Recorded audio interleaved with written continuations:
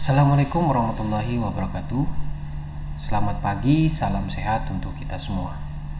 Berjumpa lagi dengan saya di channel Nurse Bahdi, di mana video kali ini teman-teman, saya akan memberikan informasi yang cukup menarik, yang lagi hangat diperbincangkan tentang rancangan Undang-Undang ASN, di mana tenaga honorer akan diangkat menjadi ASN. Dan ini sementara dalam proses pengesahan. Saya akan memperlihatkan informasi ini kepada teman-teman.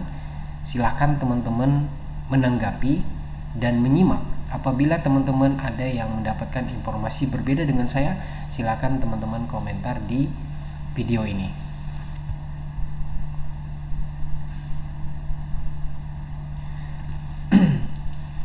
Di antara pasal 131 dan 132 disisipkan satu pasal, yakni pasal 131A yang berbunyi sebagai berikut.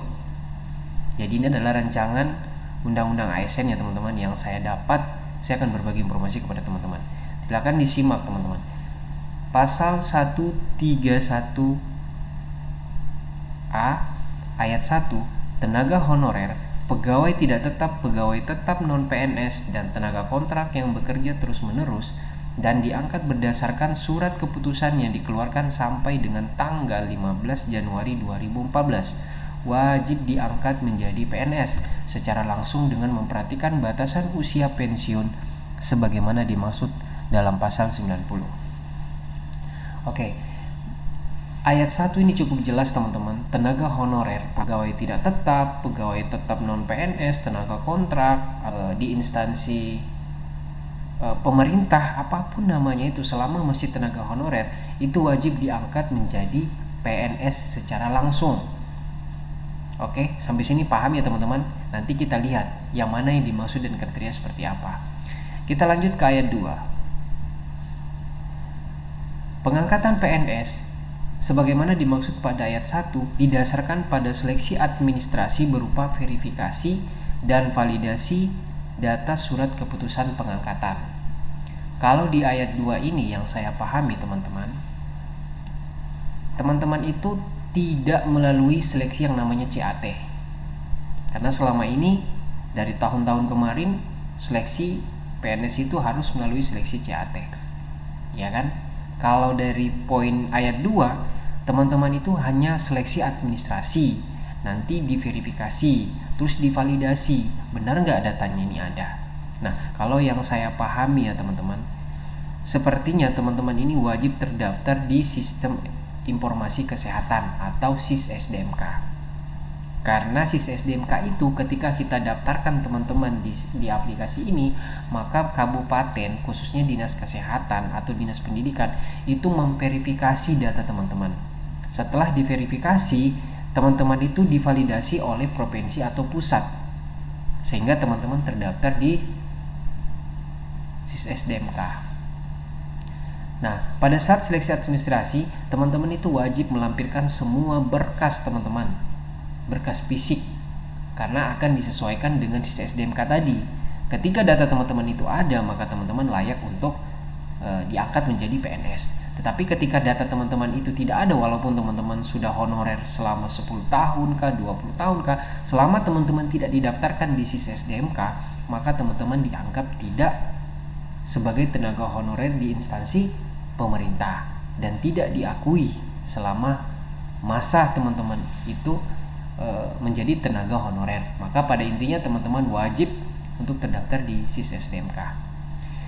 Terus ayat 3, pengangkatan PNS sebagaimana dimaksud pada ayat 1 dilakukan dengan memprioritaskan mereka yang memiliki masa kerja paling lama dan bekerja pada bidang fungsional, administratif, pelayanan publik, antara lain pada bidang pendidikan, kesehatan, penelitian, dan pertanian. Oke, kalau kita memahami di ayat 3, yang diambil itu adalah sesuai dengan masa kerja yang paling lama akan diprioritaskan. Intinya seperti itu teman-teman.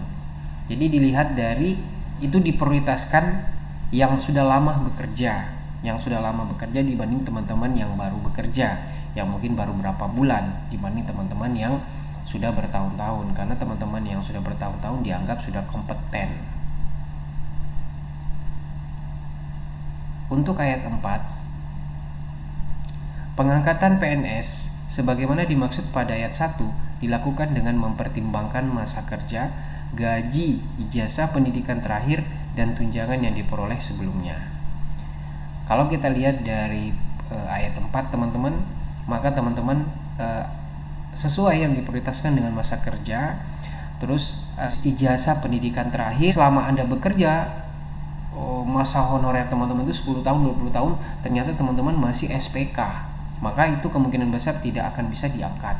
Jadi dilihat dari ijazah teman-teman juga. Terus tunjangan yang diperoleh sebelumnya, berapa yang diberikan kepada teman-teman, apakah memang tidak layak tunjangan itu diberikan teman-teman. Nah, seperti itu teman-teman ya. Sampai sini paham ya teman-teman. Oke, kita lanjut ke ayat 5. Tenaga honorer, pegawai tidak tetap, pegawai tetap non PNS, dan tenaga kontrak diangkat menjadi PNS oleh pemerintah pusat. Oke, berarti ini dibawahi oleh pemerintah pusat teman-teman. Lanjut ke ayat 6. Dalam hal tenaga honorer, pegawai tidak tetap, pegawai tetap non PNS, dan tenaga kontrak tidak bersedia diangkat menjadi PNS sebagaimana dimaksud pada ayat 1, harus membuat surat pernyataan ketidaksediaan untuk diangkat menjadi PNS. Wow. Kalau saya melihat dari ayat 6 ini teman-teman memang akan didorong untuk menjadi seorang aparatur sipil negara. Bahkan ketika teman-teman itu tidak mau diangkat menjadi ASN khususnya PNS, maka teman-teman harus membuat surat pernyataan ketidaksediaan untuk diangkat sebagai PNS. Fatalnya ya kemungkinan besar teman-teman akan diberhentikan sebagai tenaga honorer, karena kan yang kita tahu untuk program pemerintah di tahun 2003 di bulan November kalau nggak salah sudah nggak boleh ada lagi tenaga honorer. Maka pada saat rancangan undang-undang ini di-ACC-kan dan dijalankan, ketika teman-teman tidak mau menjadi seorang PNS aparatur sipil negara, maka teman-teman wajib untuk membuat surat pernyataan ketidaksediaan. Tapi menurut saya sih teman-teman, kalau tenaga honorer ditawarkan sebagai ASN, kemungkinan besar tidak ada yang menolak, pasti menerima semua. Oke teman-teman, kita lanjut ke rancangan undang-undang ASN yang